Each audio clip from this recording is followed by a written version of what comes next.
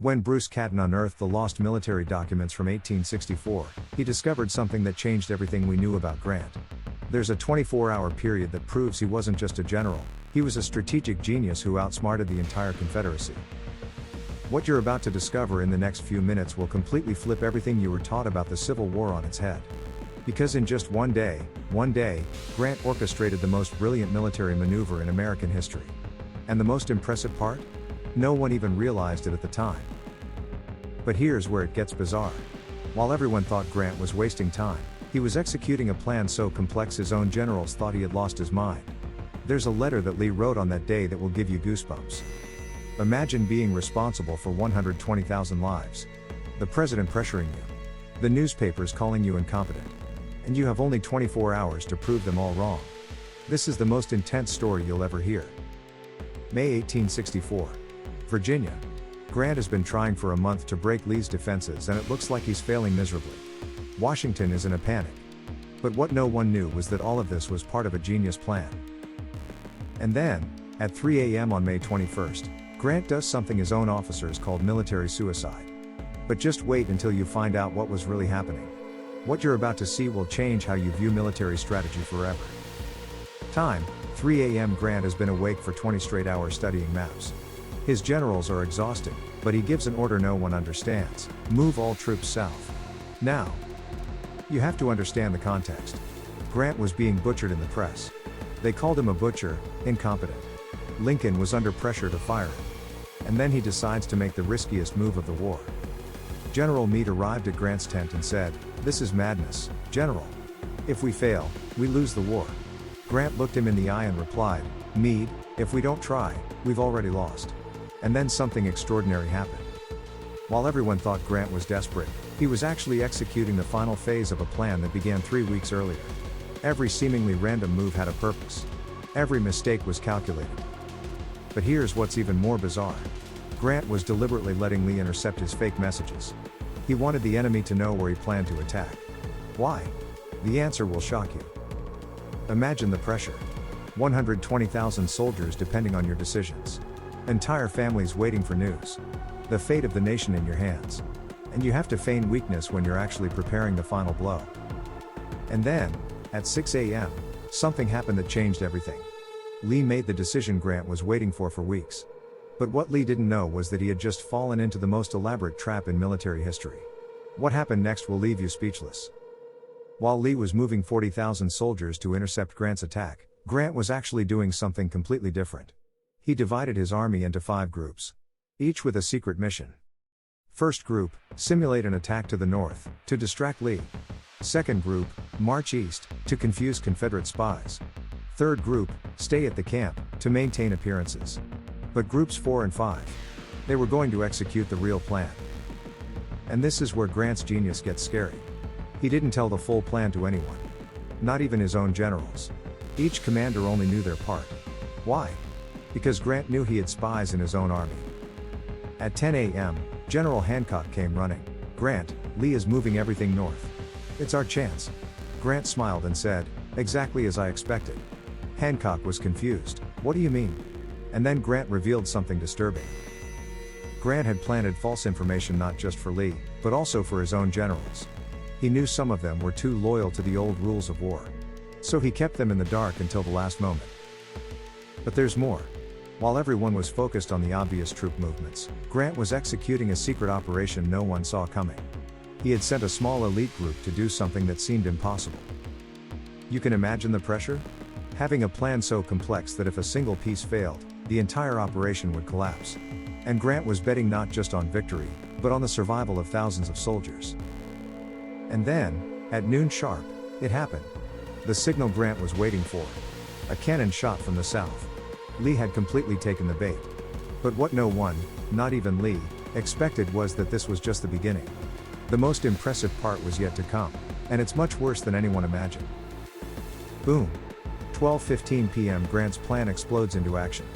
While Lee is chasing ghosts to the north, Grant executes the most audacious move of the war. He marches directly into the heart of Confederate territory. But here's what's insane. Grant wasn't just changing his position. He was executing 3 simultaneous operations that complemented each other perfectly. Operation 1. Cut off Lee's supply lines. Operation 2. Encircle the Confederate rear guard. Operation 3. The most brilliant of all. Operation 3 was so bold that when Grant's own generals found out, they thought he had lost his sanity. Grant was planning to capture not just soldiers, but the Confederate generals themselves, in their own homes. Imagine Lee finding out that while he was chasing phantom troops, Grant was literally invading the Confederate headquarters. The look on his face when he realized he had been completely outsmarted must have been one of pure terror. At 2 p.m., a messenger comes running to Lee. "General, Grant is not where we thought he was." Lee replied, "Then where is he?" The answer was, "He's everywhere." And then Lee realized the terrible truth. Grant had turned the entire battlefield into a giant chessboard. And he was playing not just against Lee, but against all traditional military strategy. Every move Lee made only sank him deeper into the trap.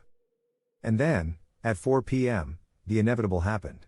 Lee realized he had been completely outmaneuvered. For the first time in the war, the great Robert E. Lee was in complete despair. And Grant knew it. But Grant did something no one expected. Something that proves he wasn't just a military strategist, but a psychological genius.